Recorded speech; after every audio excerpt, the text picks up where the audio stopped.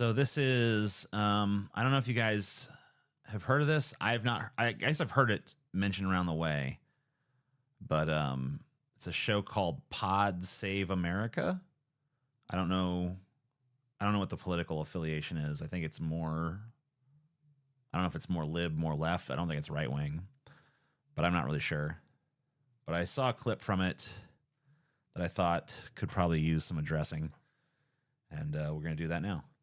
If the people who voted for Jill Stein, just Jill Stein, in Michigan, Wisconsin, and Pennsylvania had voted for Hillary instead, Donald Trump would have never become president. That's it, right? And so... That's it, right?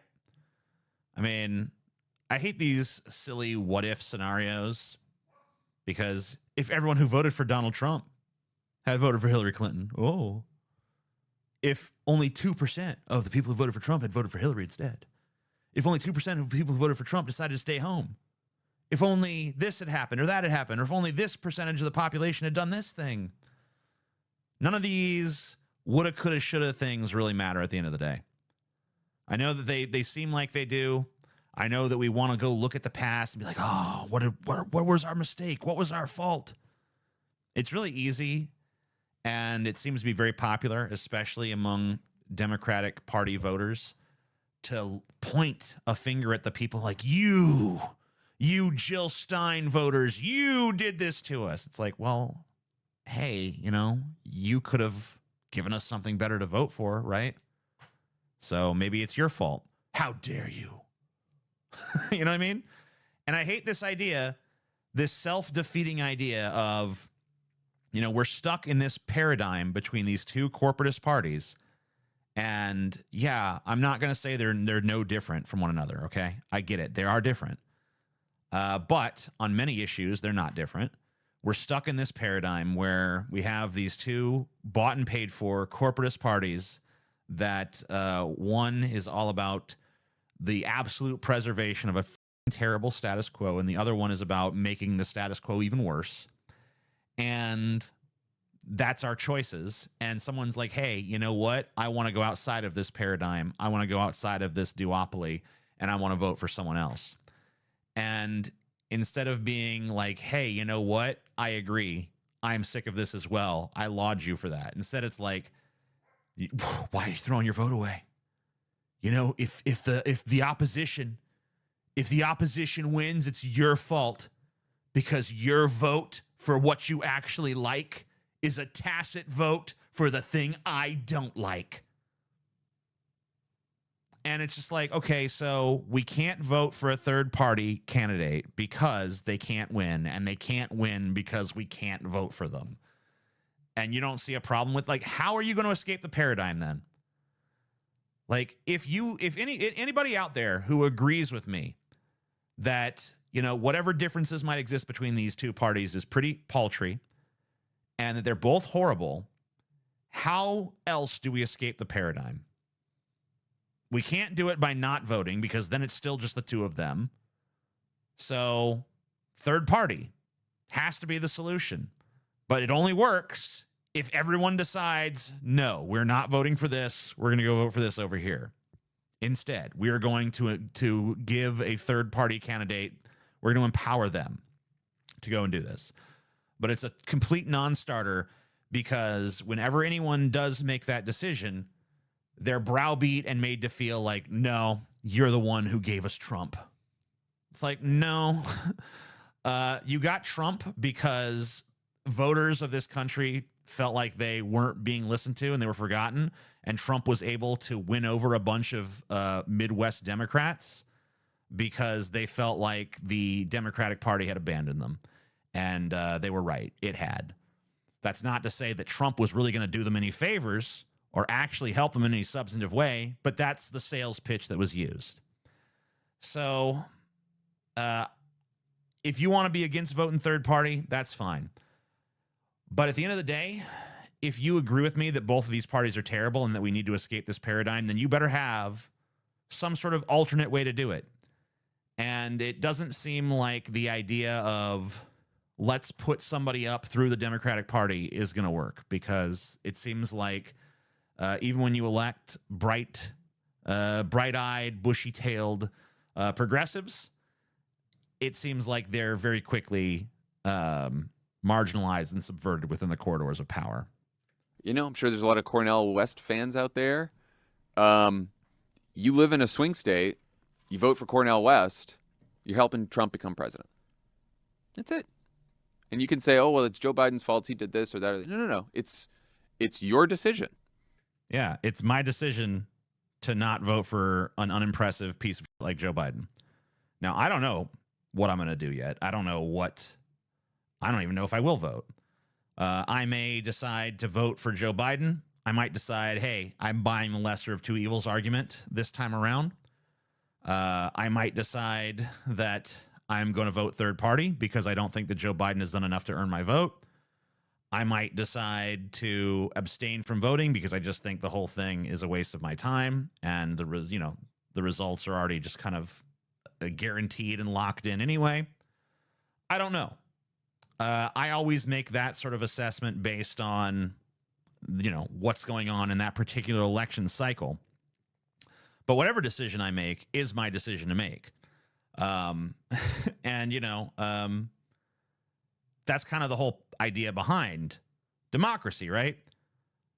I look at some candidates, they come forward and they say, here's my vision for the country. And if I agree with that vision for the country, that's who I vote for.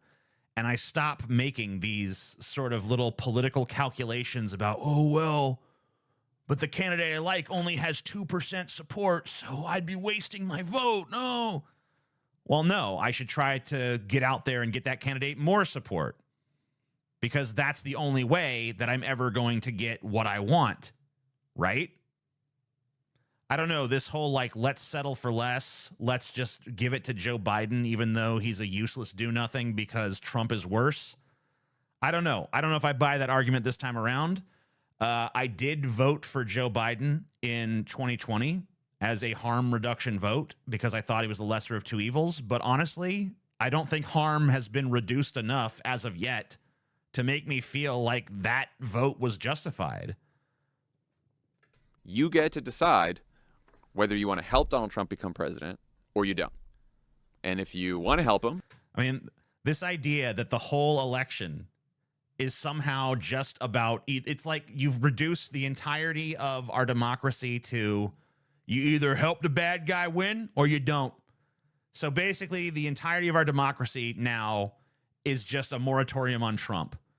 You either vote for Biden, not because you want Biden, but to stop Trump, or you vote for Trump, or you vote de facto for Trump by daring to vote for anyone other than Biden, or you vote de facto for Trump by not participating in voting. Basically, not voting is a vote for Trump. Voting for someone other than Biden is a vote for Trump. Voting for Trump, obviously, is a vote for Trump. The only thing you could possibly do, the only viable political strategy moving forward, the only way to stop Trump is to vote for Biden. That's all you could do. That's it. That's your only option. It may suck. It may stink. You may have to plug your nose, but you just got to do it. I can get with that argument sometimes. But there has to be a little bit sharper of a contrast than this. Because there's still kids in cages at the border. He didn't do anything about that. Trans rights are still being threatened. Roe v. Wade is gone. What has he done? What harm has been reduced at this point? I can't even point to anything. The best thing I can point to under the Joe Biden administration is an extremely watered down infrastructure bill that ultimately was little more than a handout to corporate America. But I guess there were some good things in there. I can point to some student loan forgiveness stuff that has been held up in courts all over the place. I don't know if anyone's student loans have actually been forgiven at this point. And tons of people didn't even qualify for it in the first place. I don't know. Where's the reduced harm? The only thing you can really, from a policy position, I can't think of a single thing where Joe Biden has really substantively reduced harm. The only thing I can really think where Joe Biden has reduced harm is more on a cultural level. Just the far right doesn't feel as emboldened with Joe Biden as president as they did when Trump was president. So I guess there's that. So you know, the best and most compelling case I think you could make for a Joe Biden vote at this point would be something along the lines of like, hey, well, we don't want a far right wing figure like Trump in there because of that. But you know what? If you play this game of party politics, of the two-party system, the Republicans are eventually going to get back in there. You're not just going to have endless runs of Democrats. It's always been a back and forth. Sometimes a party will control the White House for a few presidencies, but ultimately the country always swings back the other way.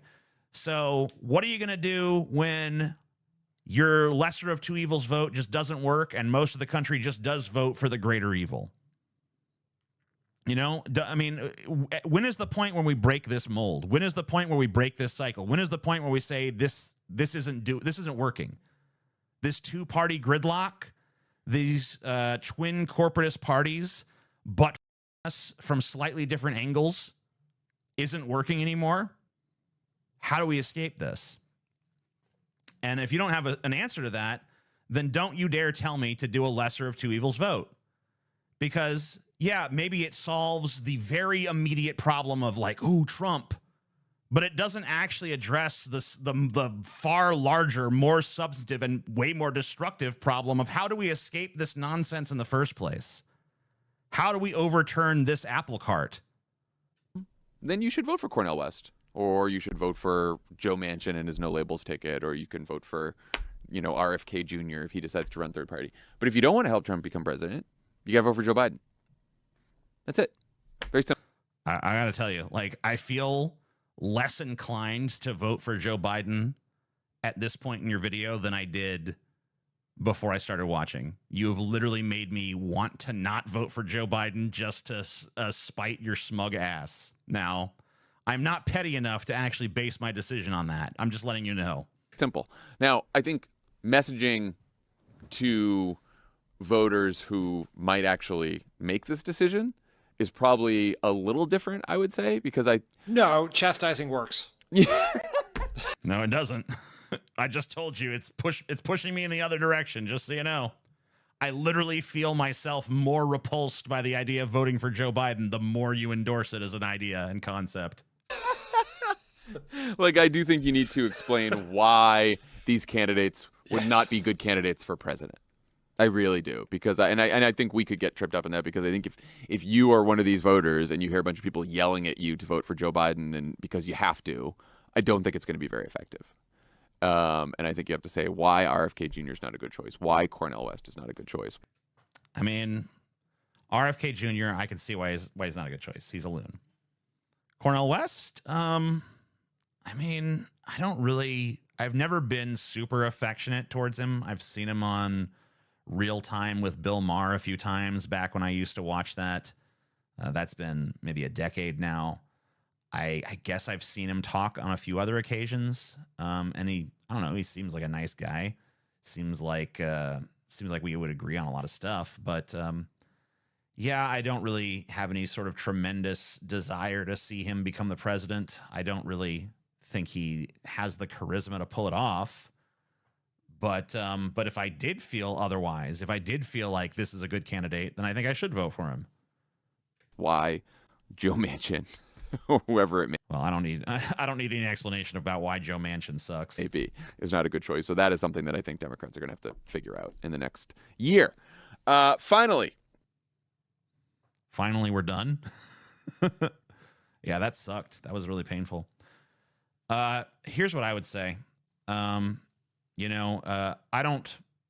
you feel like there is enough of a reason to do a lesser of two evils vote, go ahead and do it.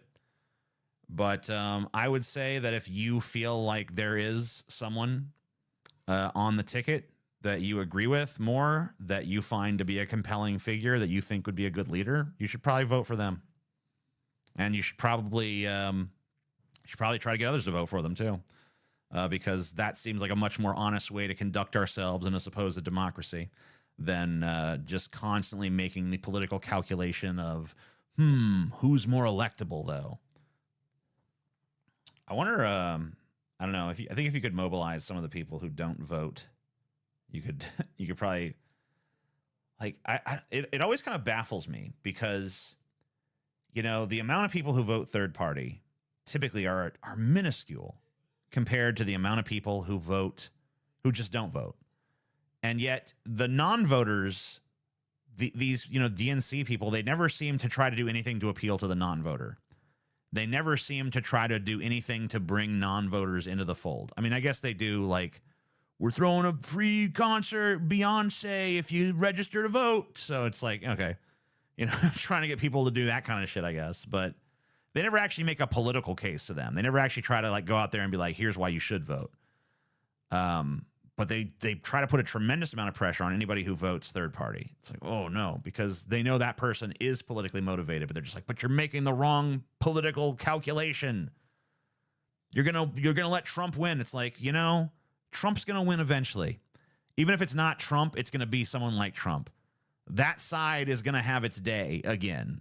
So, you know, you're trying to fight the inevitable, and you're trying to basically elect the hospice care party, because that's really what the Democrats are at this point, is just like hospice care for a dying democracy. And I'm just not interested in that. I would rather actually try to get someone who could change things in there. Even if that's naive and idealistic, I'd rather be naive and idealistic than so goddamn cynical that I'm willing to vote for a corpse like Joe Biden. I think I just made my decision. I'm not voting for Joe Biden unless he gives me some kind of reason to.